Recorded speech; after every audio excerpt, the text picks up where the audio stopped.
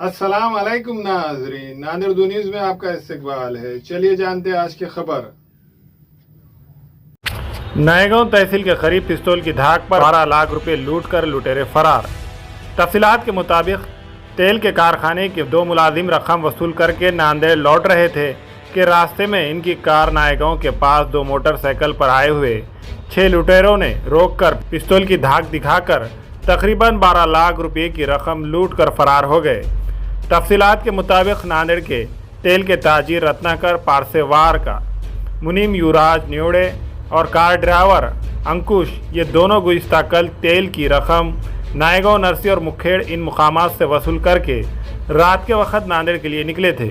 नायगांव तहसील दफ्तर के करीब हाईवे पर 2 मोटरसाइकिल पर आए हुए 6 लुटेरों ने इनकी कार रोक दी और इब्तिदा में कहा कि तुमने हमारी मोटरसाइकिल को कट क्यों मारा है।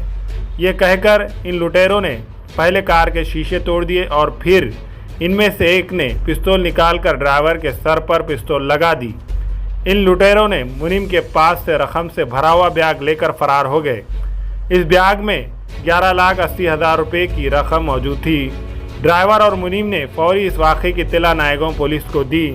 मौके वारदात पर इलाके के डिप्टी एसपी समेत पुलिस की टीम पहुंच गई। इस हाईवे पर मौजूद तमाम सीसीटीवी कैमरों की जांच की जा रही है। पुलिस को शक है कि इन दोनों पर दिन भर से किसी ने नज़र रखकर ये वारदात अंजाम दी है। पुलिस मज़ीद तहक़ीक़ात में मसरूफ़ है।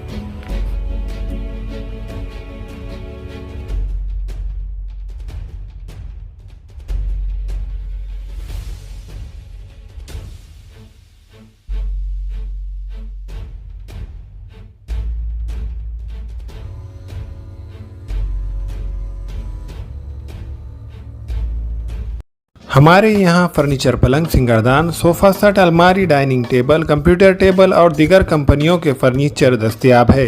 प्रोप्राइटर मौलाना मोहम्मद शबीर अहमद साहब, deluxe furniture mall and home appliances, fruit market के सामने, माल्टिकरी रोड, कामठा, नांदेड़।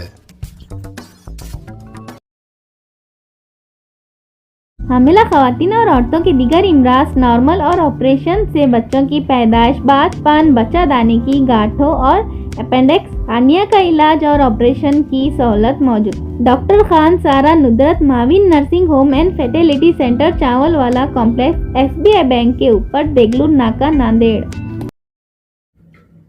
अस्सलाम वालेकुम, मैं इमरान खान। हमें उम्मीद है कि आपको हमारा चैनल अच्छा लगता होगा। लेटेस्ट न्यूज़ के लिए देखते रहिए नांदेड़ उर्दू न्यूज़ और न्यूज़ के पसंद आने पर लाइक, शेयर और सब्सक्राइब करना ना भूलें।